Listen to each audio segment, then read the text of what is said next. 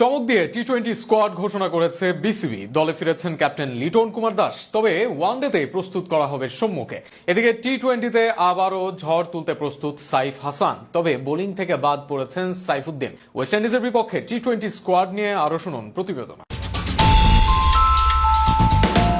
সাধারণত বড় কোনো টুর্নামেন্টে ব্যর্থতার পর নতুন কোনো সিরিজের স্কোয়াড ঘোষণা করা হলে সেখানে থাকে একাধিক পরিবর্তন, কিন্তু বাংলাদেশ ক্রিকেটে নাই সেই বালাই। এশিয়া কাপে ব্যর্থতার পরও তেমন কোনো পরিবর্তন আসেনি বাংলাদেশের টি-20 স্কোয়াডে। ওয়েস্ট ইন্ডিজের বিপক্ষে 3 ম্যাচের টি-20 সিরিজের জন্য চমক ছাড়াই স্কোয়াড দিয়েছে নির্বাচক প্যানেল। ইনজুরি থেকে ফিরছেন লিটন দাস। উইন্ডিজের বিপক্ষে টাইগারদের নেতৃত্বে থাকবেন নিয়মিত ক্যাপ্টেন। লিটনের সাথে বাংলাদেশের টপ অর্ডারে যথারীতি থাকছেন তানজিদ হাসান তামিম, পারভেজ হোসেন ইমন, সাইফ হাসান। দুর্দান্ত ফর্মে থাকা সাইফের একাদশে অটো চয়েসই হওয়ার কথা। সেক্ষেত্রে তামিম ইমনের যে কোনো একজনের জায়গা হারাতে হতে পারে সাইফের কাছে।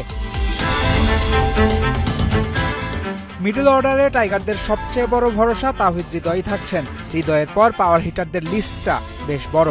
স্কোয়াডে আছেন জাকের আলী অনিক, শামীম পাটোয়ারি আর নুরুল হাসান সোহান। অবশ্য টি-20তে অভূতপূর্ব বাজে সময় কাটানো জাকের ওয়ানডে একাদশে জায়গা হারানোর পরও কিসের বিবেচনায় টি-20তে টিকে গেছেন সে প্রশ্ন আসতে পারে দর্শক মনে। ওয়ানডেতে স্পিনিং উইকেটে স্পিনারদের জয় জয়কার হলেও টি-20তে থাকার কথা স্পোর্টিং উইকেট।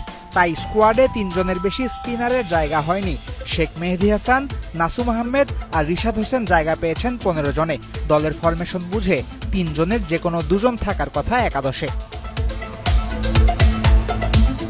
ওয়ানডেতে দর্শকের ভূমিকায় থাকা পেসারদের বড় দায়িত্ব পালন করতে হবে টি-20তে। এই ডিপার্টমেন্টে তাই কোনো পরীক্ষা নিরীক্ষা করতে চায়নি নির্বাচক প্যানেল।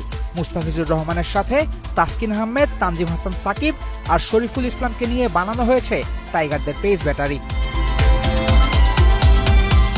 এশিয়া কাপ এবং আফগানিস্তানের বিপক্ষে বাংলাদেশের টি-20 স্কোয়াডের একমাত্র সদস্য হিসেবে উইন্ডিজের বিপক্ষে স্কোয়াডে জায়গা হয়নি মোহাম্মদ সাইফুদ্দিনের।